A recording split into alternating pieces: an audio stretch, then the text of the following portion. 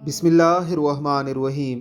हज़रत अबू हुरैरा रज़ी अल्लाह ताला अन्हो बयान करते हैं कि एक शख्स नबी करीम सल्लल्लाहु अलैहि वसल्लम के पास आकर अर्ज़ करने लगा, अल्लाह के रसूल सल्लल्लाहु अलैहि वसल्लम, कौन सा सदका अजर व सवाब में सबसे बेहतर है?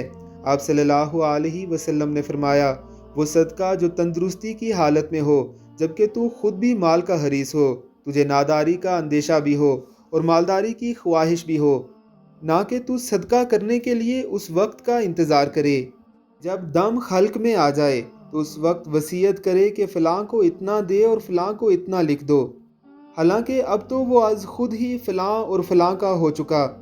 यानी अगर अल्लाह रब्बुल इज़्ज़त की राह में ख़र्च करना चाहते हैं तो तंदुरुस्ती की हालत में ख़र्च करें, जब आपको माल का तमा भी हो, माल के खर्च होने से नादारी का अंदेशा भी हो और आपके दिल में मालदार बनने की ख्वाहिश भी हो।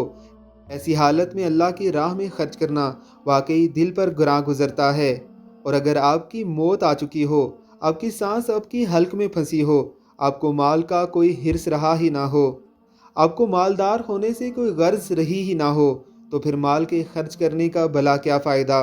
वो तो खुद ही किसी के हाथ जा रहा है। अल्लाह रब्बुल इज़्ज़त हमें समझने की तौफीक अता फ़रमाए। आमीन सुम आमीन।